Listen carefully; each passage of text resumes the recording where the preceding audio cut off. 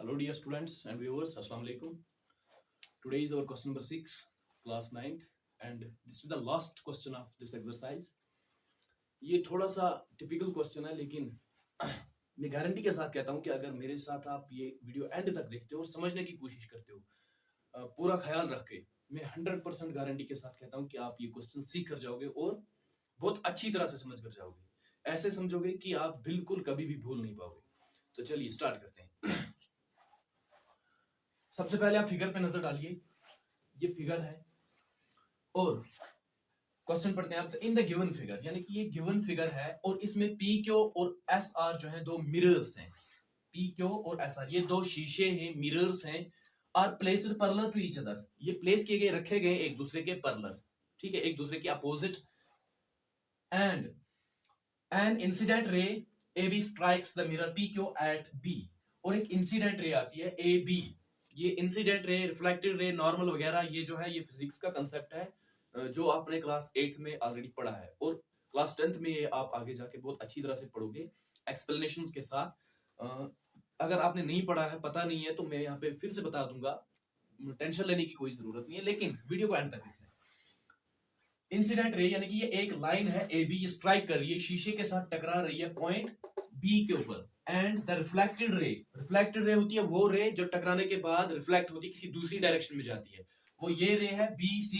Reflected ray moves along the path B C, यानी कि ये इस डायरेक्शन में मूव हो रही है। And strikes the mirror R S at C, और ये दूसरे मिरर को, आर एस मिरर को स्ट्राइक कर रही है, टकरा रही है कहां पे, सी पॉइंट पे। एंड अगेन, तो उसके बाद फिर से, क्योंकि ये दोनों मिरर जो है इनके जो रिफ्लेक्टिंग सरफेसेस है वो एक दूसरे के अपोजिट डायरेक्शन में रखे गए, ये लाइट यहां से ट्रांसमिट नहीं होगी, ये हम कहेंगे इसको ट्रांसफर नहीं होगी दूसरे मीडियम में, बल्कि ये क्या होगा, यहीं से रिफ्लेक्ट होगी दूसरी डायरेक्शन में अलोंग सी डी, यानी कि दूसरी डायरेक्शन सी डी डायरेक्शन में ये रिफ्लेक्ट हो जाएगी। ठीक है, प्रूव दैट, हमें क्या प्रूव करना है कि ए बी जो पहली ray of light, incident ray of light थी जो किसी सोर्स से आई, वो पैरेलल होगी सी डी, यानी कि जो दूसरे मिरर के साथ टकराने के बाद रिफ्लेक्ट हुई, यानी कि ये लाइन इस लाइन के पैरेलल है। ये हमें प्रूव करना है, ये हमें दिखाना है।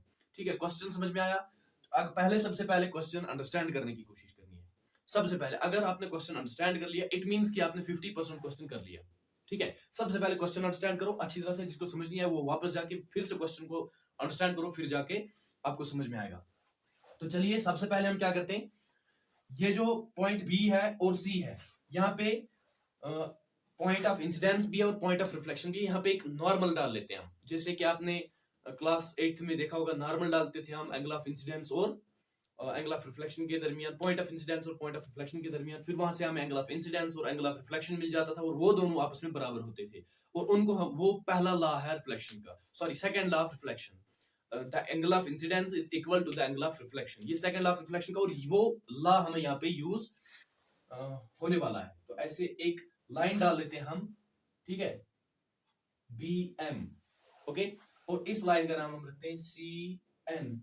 मान लीजिए ये दो नॉर्मल्स हमने डाले कहां पे, एक इस पॉइंट मिरर पी क्यू पे और मिरर आर एस पे। सबसे पहले ऐसे लिखेंगे, draw B M perpendicular to P Q, यानी कि बी एम हम एक नॉर्मल ड्रा कर रहे हैं, परपेंडिकुलर जो होगा यानी कि 90 डिग्री बनाएगा यहाँ पे पी क्यू पे, एंड आल्सो, और एन सी, ये भी एक परपेंडिकुलर हम डालेंगे किस पे, आर एस पे। समझ में आया यहां तक? ये दोनों हमने परपेंडिकुलर्स डाले, नॉर्मल भी आप इनको कह सकते हैं, और इसका नाम रख लीजिए एंगल 1 और इसका नाम रख लीजिए एंगल 2 और इसका 3 और इसका 4। ख्याल रखना कि हमें ए बी दिखाना है एंगल लाइन सी डी के पैरेलल, और ये गिवन है कि पी क्यू आर एस के पैरेलल है। ऐसे लिखेंगे, as P Q is parallel to R S, यानी कि ये गिवन है, देयरफॉर अगर ये लाइन इस लाइन के पैरेलल है और ये हमने परपेंडिकुलर्स डाले, इट मींस कि ये भी आपस में क्या होंगे, पैरेलल होंगे, क्योंकि परपेंडिकुलर्स हैं और वो भी पैरेलल लाइंस के ऊपर, तो बी एम जो होगा वो भी पैरेलल होगा किसके, एंड सी लाइन की, यानी कि दिस लाइन, ये जो नॉर्मल हमने अभी डाला इस नॉर्मल के पैरेलल होगा, और ये पैरेलल लाइंस हैं, और ये बी सी जो है ये मान लीजिए ट्रांसवर्सल, ये पैरेलल लाइंस और ये ट्रांसवर्सल, यानी कि एंगल 2 होगा ना एंगल 3 के बराबर, Therefore angle 2 is equal to angle 3. क्यों?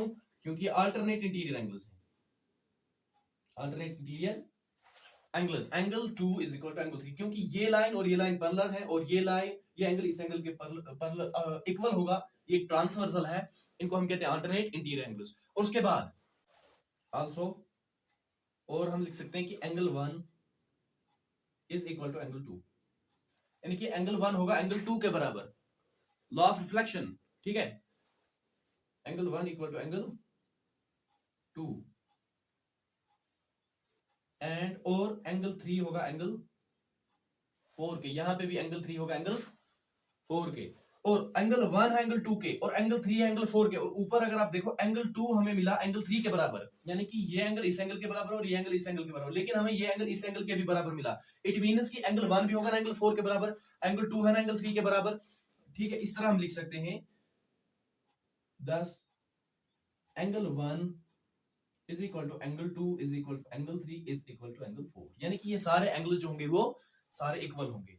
ऐसे लिखेंगे लॉज ऑफ रिफ्लेक्शन,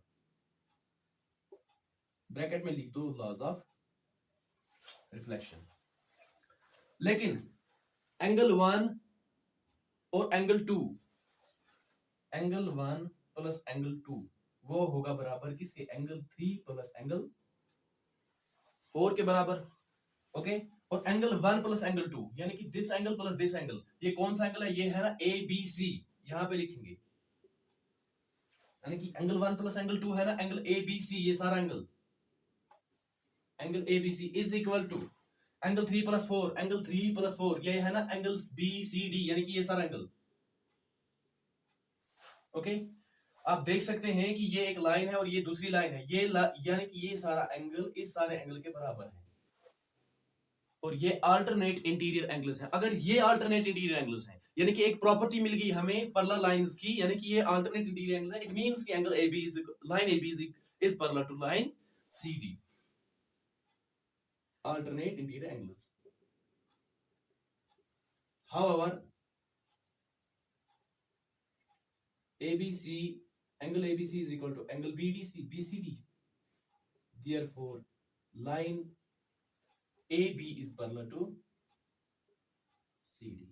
जबकि ये alternate interior angles हैं, तो AB भी क्या होगा, CD के पैरेलल, ओके।